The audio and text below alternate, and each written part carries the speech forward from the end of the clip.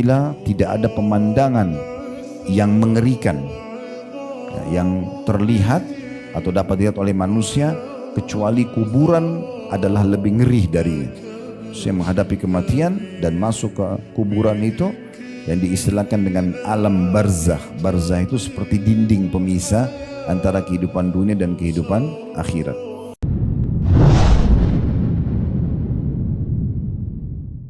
Assalamualaikum warahmatullahi wabarakatuh. Alhamdulillah, lisan kita selalu memuji Allah subhanahu wa ta'ala atas segala nikmat yang dilimpahkan kepada kita, terutama nikmat Islam dan iman yang dengannya kita bisa mengenal Tuhan kita Allah, kita jadi tahu asal muasal manusia, kita juga jadi tahu untuk apa tujuannya kita ada di muka bumi ini, mana yang boleh, yang bisa kita nikmatin, mana juga yang tidak boleh, yang akhirnya harus kita hindari. Belum lagi ditambah dengan nikmat kesehatan, mungkin pasangan hidup, mungkin ada yang punya keturunan, dan yang lainnya, makanan, minuman, udara, air, dan segala macam hal yang bisa membuat roda kehidupan di muka bumi ini berjalan. Semua itu adalah nikmat yang Allah subhanahu wa ta'ala berikan kepada kita. Tugas kita adalah menikmati dan bersyukur kepadanya dengan mengucapkan Alhamdulillah. Selanjutnya kita panjatkan salam hormat kita kepada utusan Allah Nabi besar Muhammad sallallahu alaihi wa ala alihi wa sahbihi wasallam, sebagaimana Allah telah mengucapkan salam hormat kepada beliau. Dan kesempatan ini sebelum kita mulai, saya mengajak diri saya dan teman-teman sekalian selalu mendoakan saudara kita di Palestina dan terutama Gaza agar Allah subhanahu wa ta'ala ikhlaskan niat mereka, terima para syuhada mereka, muliakan Islam di tangan mereka dan tangan kita semua, dan juga Allah ikut sertakan kita bersama mereka di pahala, baik dengan doa, dengan harta, juga dengan jiwa kita. Dan semoga Allah subhanahu wa ta'ala memberikan kepada mereka kemenangan, juga tentunya kemerdekaan dari musuh-musuh mereka yang sedang menjajah dari bangsa Yahudi. Allahumma amin. Dan insya Allah kita akan membahas pada kesempatan ini, belum membedah buku tetapi membahas tema yang mungkin banyak dilalaikan oleh banyak sekali manusia, tentang masalah kematian dan alam barzah. Ada satu fakta teman-teman sekalian yang sering kali sengaja dilupakan oleh banyak orang, bahkan mereka masa bodoh tidak mau tahu, padahal sebenarnya fakta ini memang sangat mengerikan, harus diperhatikan secara khusus dan harus punya bekal yang cukup untuk melewati sesuatu atau fakta ini. Dia adalah kematian.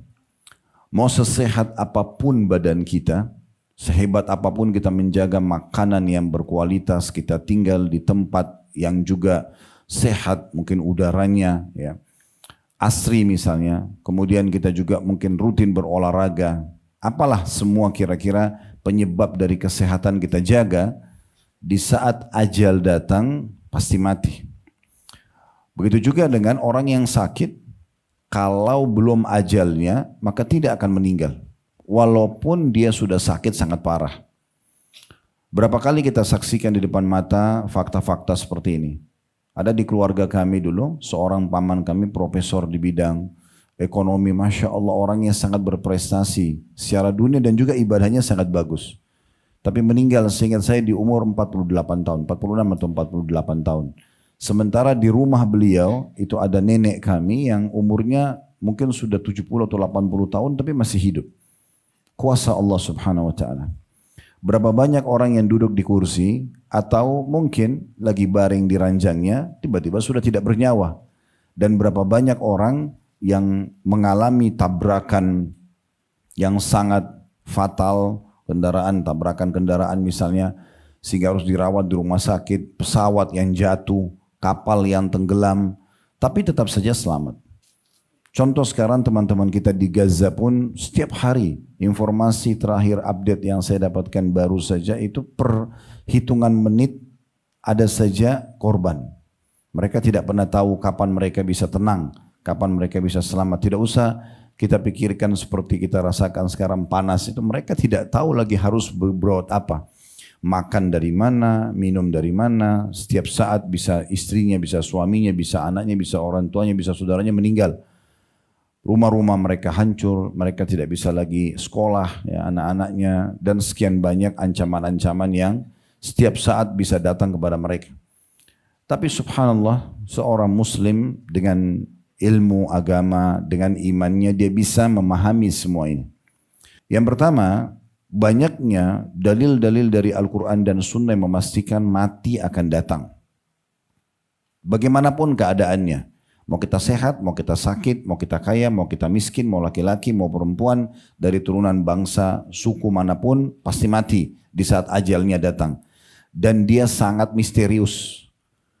Tidak akan pernah ada orang yang bisa selamat dari kematian. Perhatikan firman Allah Subhanahu wa taala dalam surah An-Nisa, surah nomor 4 ayat 78. Yang bunyinya, aina ma takunu yudrikkumul mautu walau kuntum fi burujim musyayyadah. An-Nisa 78. Di mana saja kamu berada, maka kematian akan mendapatkan kamu. Pasti dia akan temuin kamu dimanapun kamu sembunyi. Kendati pun kata Allah, kamu sembunyi dalam benteng yang tinggi lagi kokoh. Tidak ada lagi yang bisa selamat di saat dia akan datang. Jangankan kita, para nabi-nabi pun meninggal dunia. Manusia terbaik Nabi Muhammad SAW mati. Dan Allah mengingatkan tentang masalah itu. Tidak ada satu manusia pun, tidak ada makhluk yang Allah kekalkan dalam surah Al-Anbiya ayat 34. Yang bunyinya, وَمَا جَعَلْنَا لِبَشَرٍ مِّن قَبْلِكَ الْخُلْدِ أَفَإِن مِّتَّ فَهُمُ الْخَالِدُونَ كُلُّ نَفْسٍ ذَائِقَةُ الْمَوْتِ. Ya, artinya, kami tidak pernah menjadikan hidup abadi di dunia ini bagi seseorang manusia pun sebelum kamu, hai Muhammad. Apakah kalau kamu mati, maka mereka akan kekal? Ketahuilah, semua yang bernyawa pasti akan meninggal dunia.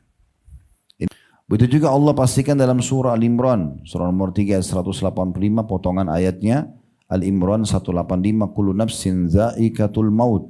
Semua jiwa yang bernyawa pasti akan merasakan kematian. Tidak mungkin tidak.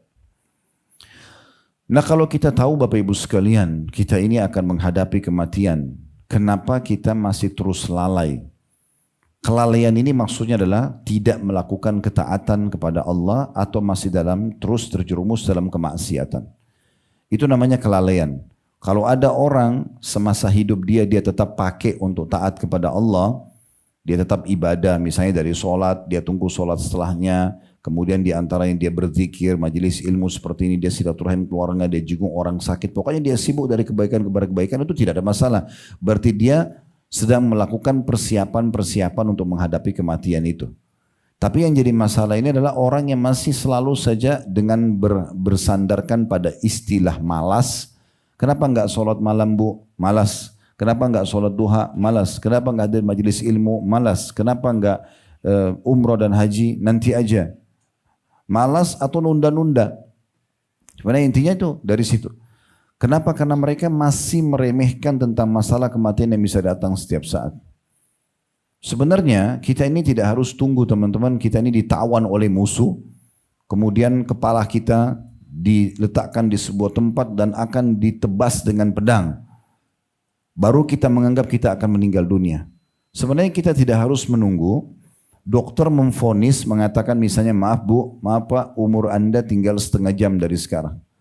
Ini setelah ini anda akan meninggal. Secara medis kita sudah tidak punya lagi solusinya. Kita tidak harus menunggu semua itu. Karena memang tanpa pedang pun di leher kita, tanpa juga perkataan atau ancaman dokter tentang masalah umur tinggal setengah jam misalnya secara medis, tanda kutip di sini, maka tetap aja mati bisa datang setiap saat. Maka jangan selalu lalai. Makanya Nabi SAW menjadikan orang yang paling cerdas dari umat ini justru yang selalu ingat mati. Dan dengan dia ingat kalau dia akan mati, dia selalu punya persiapan. Jadi dari amal soleh ke amal soleh yang lain, dan selalu saja kita temukan orang yang mengingat kematian ini paling jauh dari dosa-dosa dan pelanggaran, karena dia tahu dia akan dihukum. Dalam sebuah riwayat yang sahih diriwayatkan oleh Ibnu Majah dari hadits Ibnu Umar radhiyallahu anhu, Beliau berkata, "Kuntu ma'a Rasulillah sallallahu alaihi wasallam faja'ahu rajulun minal ansar fasallama 'ala an-nabi sallallahu alaihi wasallam thumma qala." Kata beliau, saya pernah duduk bersama Nabi SAW satu hari, kemudian saya temukan ya, beliau didatangi oleh seorang laki-laki dari Ansar, dan laki-laki itu kemudian berkata, ya, bertanya kepada Nabi SAW. Dia mengatakan, ya Rasulullah, ayyul mu'minina afdal. Orang ini mengatakan, ya Rasulullah, orang mukmin mana yang paling afdal? Maksudnya yang paling layak untuk dicontohin, yang paling layak untuk dijadikan pasangan hidup, yang paling layak untuk jadikan ya teman dan sahabat, partner bisnis. Siapa yang paling afdal?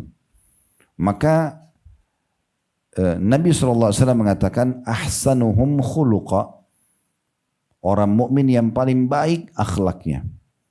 Tutur katanya santun, tatapan matanya syahdu, ya kita lihat bahasa tubuhnya selalu ramah, sopan, tidak suka menyalahkan orang, tidak suka ceritain keburukan orang. Itu orang mukmin yang paling afdal, yang paling layak untuk menjadi teman, pasangan hidup, partner bisnis, ya dicontohi. Semua itu adalah orang yang paling baik akhlaknya.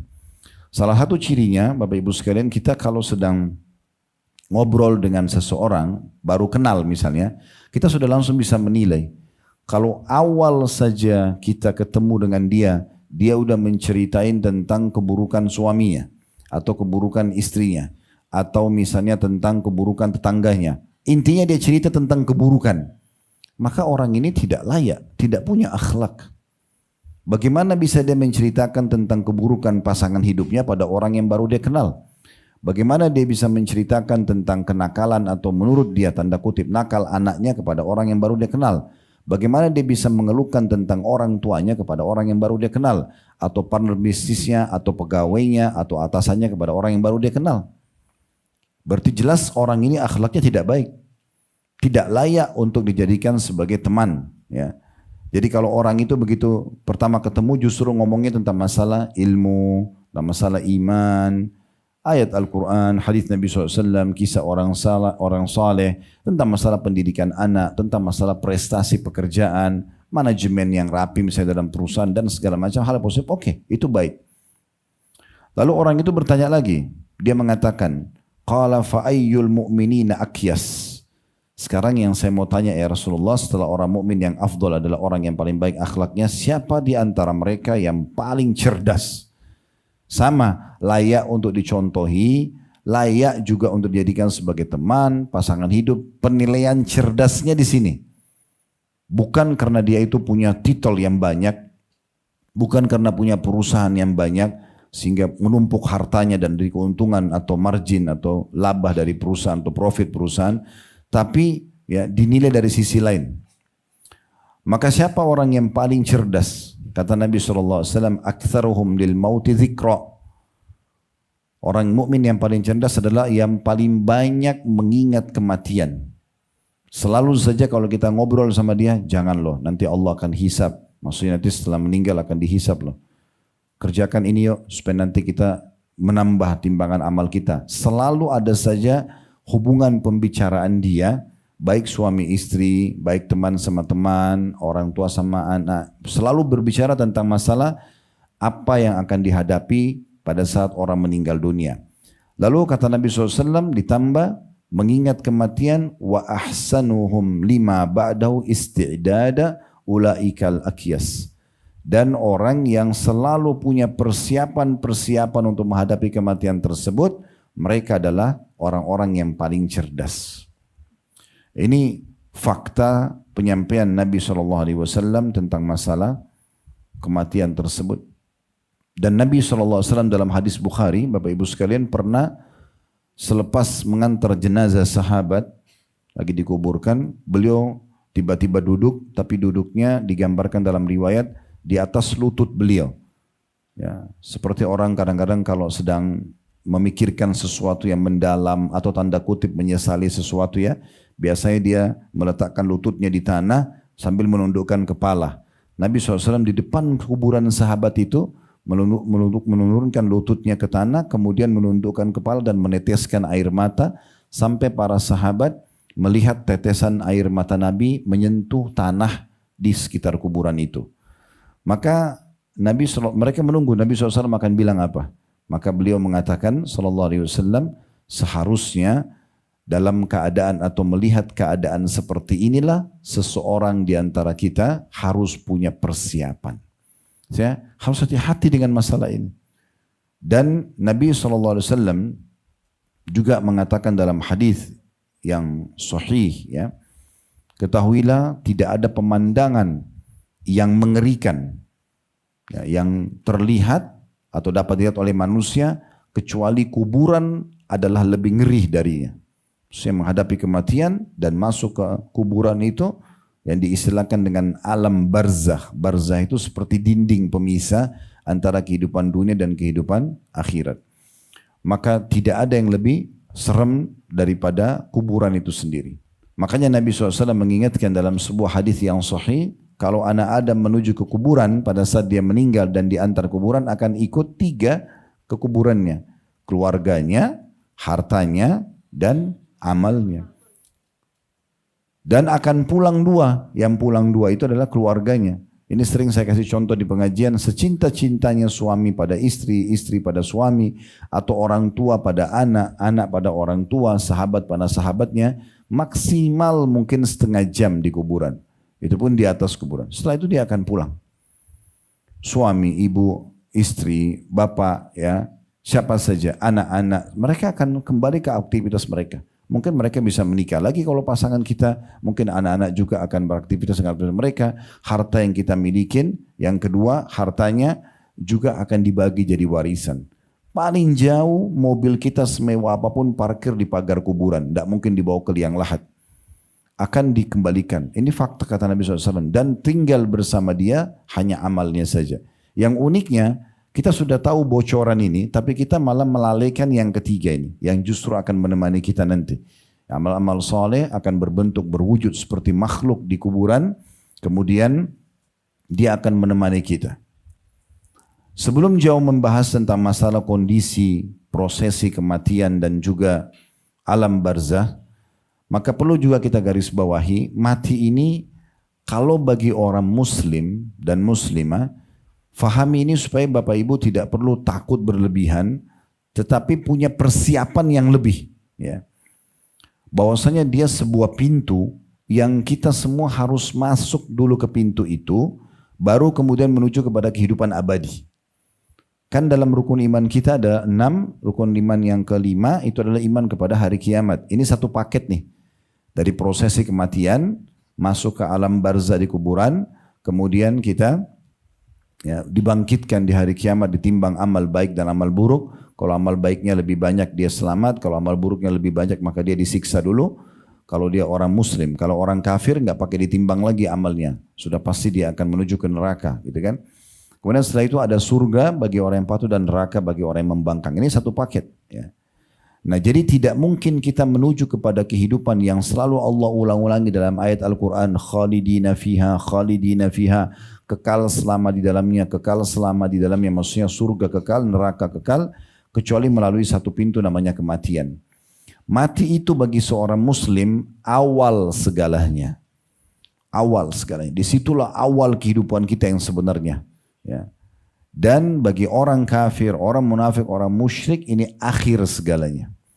Karena mereka sudah tidak bisa lagi beriman setelah meninggal. Tapi kalau orang-orang muslim justru awal segalanya, karena semua amal kebaikan yang dia kerjakan selama di dunia dia akan terima dalam bentuk balasan di akhirat nanti. Kalau kita tidak mati, kita tidak tahu sholat kita ini dapat berapa, puasa kita dikasih berapa, sedekah kita ini dibalas seperti apa, haji kita ini dan umrah diterima atau enggak. Itu harus melalui proses kematian dulu. Oleh karena itu mati adalah sebuah pintu yang harus kita lalui dan dia adalah awal segalanya bagi setiap muslim. Harusnya kita itu menghadapi kematian dengan rasa gembira. Yang penting tadi saya bilang, syaratnya kita sudah punya persiapan. Makanya sahabat Nabi Bilal radhiyallahu anhu pada saat beliau ditanya tentang kematian, maka beliau mengucapkan marhaban bil maut. selamat datang kematian itu. Kenapa beliau sambut? Karena bagi beliau memang beliau tahu dan yakin bahwasanya kita akan meninggal, dan dengan meninggal kita akan menuju kepada akhirat sana. Kita akan menuju kepada kehidupan yang abadi. Kita akan mendapatkan tempat tinggal kita yang abadi. Di dunia ini kepemilikannya sementara semuanya, sementara. Allah mengatakan dalam Al-Quran, la yadzuqunal mauta illa mautatal ula. Mereka tidak rasakan kematian kecuali yang satu kali saja. Jadi cuman prosesi kematian yang hitungannya detik. Perlu saya tambahkan, dalam Islam diajarkan juga bagaimana caranya supaya mati yang baik, bahkan ada mati yang terbaik. Ya. Biasa kita kenal kalau mati baik dengan husnul khatimah, meninggal dalam keadaan baik. Bagaimana tolok ukurnya? Meninggal dalam keadaan ibadah. Kata Nabi Muhammad SAW dalam sebuah hadis yang sahih, Allah kalau mencintai seorang hamba, Allah akan menggunakannya. Kata para sahabat, ya Rasulullah, apa yang dimaksud dengan Allah akan menggunakannya? Ya. Kata Nabi SAW, Allah akan mudahkan dia untuk mengerjakan amal-amal saleh sebelum dia meninggal.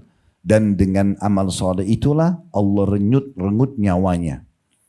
Jadi kalau orang mau tahu ini husnul khatimah atau su'ul khatimah, mati baik atau mati buruk, kita lihat amal-amal yang dia kerjakan beberapa hari sebelum dia meninggal. Dalam riwayat yang lain kata Nabi SAW, kalau Allah inginkan kebaikan bagi seorang hamba, maka Allah akan tutup hidupnya dengan amal-amal kebaikan tersebut. Riwayat yang lain, kalau kata Nabi SAW, seseorang terbiasa dengan satu pola perbuatan, baik atau buruk, Allah tutup hidupnya dengan pola itu. Jadi maksudnya, kita jangan melihat keadaan fisik seseorang. Hamzah radhiyallahu anhu paman Nabi, waktu ditemukan jenazahnya di Uhud, hidungnya terpotong, dadahnya terbelah, darah semuanya. Sampai waktu Nabi SAW melihat, Nabi sedih, ya, karena melihat kondisi fisik pamannya, gitu kan. Tapi beliau adalah pimpinan para syuhada. Fisik ini tidak ada pengaruhnya. Mungkin ada orang meninggal, dia baru perawatan misalnya, kulitnya mulus, kemudian meninggal. Apakah itu berarti husnul khatimah? Belum tentu. Lihat amalnya sebelum dia meninggal. Beberapa hari sebelum meninggal orang itu buat apa? Orang terbongkar kedoknya di situ. Ya. Jadi kalau dia terbiasa selama hidupnya buat kebaikan, Allah pasti akan buat dia buat kebaikan tersebut. Misalnya dia rutin sholat malam, dia rutin sedekah, dia rutin buat apa saja. Maka Allah akan nanti buat dia melakukan itu, kemudian dia meninggal di atas keadaan itu. Tapi kalau dia misalnya biasa berbuat dosa dan tidak bertaubat, walaupun dia bisa rahasiakan di depan orang-orang, maka nanti Allah akan buat dia buat perbuatan itu dan Allah tutup hidupnya dengan itu. Jadi manusia tahu, oh ternyata dia ini pelaku dosa. Jadi seperti itu. Jadi jangan permalukan diri kita sendiri dengan juga mengurangi ya nanti yang bisa kita dapatkan setelah kematian. Artinya dengan sibuk berbuat dosa tidak taubat, walaupun dirahasiakan, toh nanti Allah akan bongkar pada saat mati dan kita rugi nanti menyesal pada saat setelah prosesi kematian itu. Oleh karena itu mulai sekarang harus sibuk dari kebaikan kepada kebaikan yang lain.